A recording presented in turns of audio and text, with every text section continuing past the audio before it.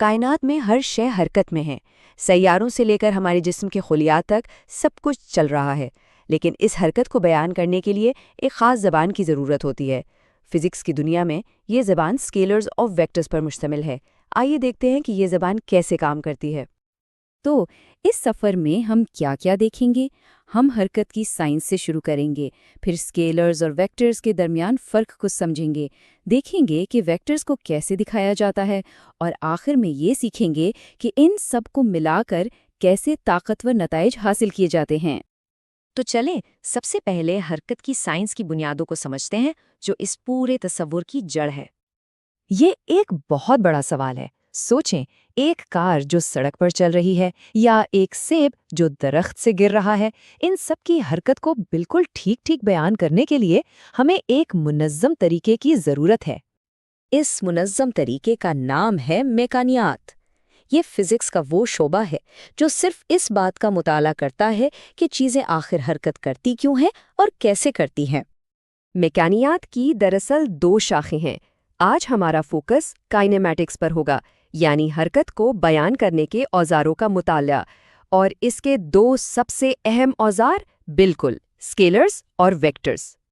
چلیں اپنے دو اہم تصورات میں سے پہلے کو دیکھتے ہیں، جو کہ ایک بہت ہی سادہ اور جانی پہچانی چیز ہے۔ اسکیلر، سیدھی سی بات، صرف ایک نمبر اور اس کی اکائی۔ جب کوئی کہتا ہے 5 کلوگرام چینی، تو بس وہ ایک اسکیلر استعمال کر رہا ہے۔ کوئی سمت نہیں، کچھ نہیں، صرف مقدار۔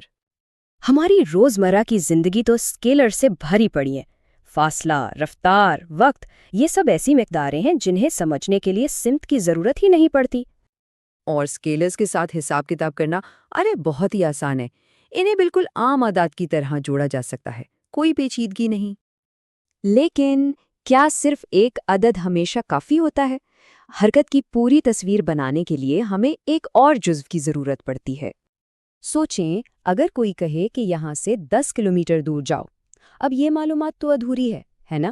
سوال فوراً ذہن میں آتا ہے، کس طرف؟ یہیں آ کر اسکیلرز کی حد ختم ہو جاتی ہے۔ اس ادھوری معلومات کا جواب ہے ویکٹر۔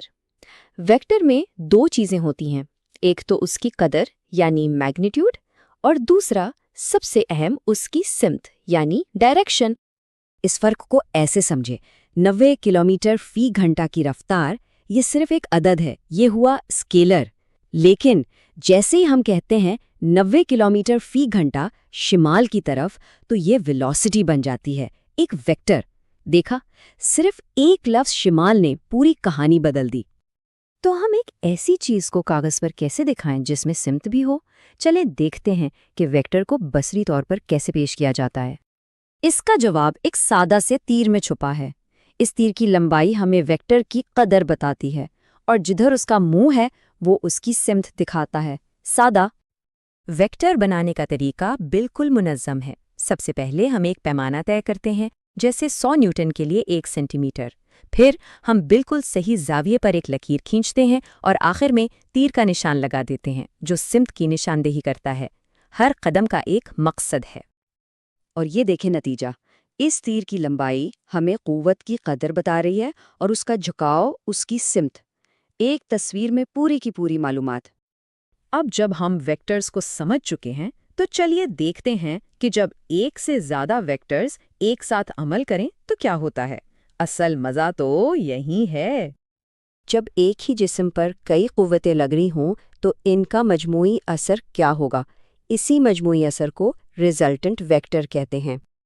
چلیں فرض کریں کہ دو قوتیں ہیں، ایک 300 نیوٹن کی اور دوسری 400 نیوٹن کی، اور دونوں الگ الگ زاویوں پر لگ رہی ہیں۔ اب ہمیں ان کا مشترک اثر معلوم کرنا ہے۔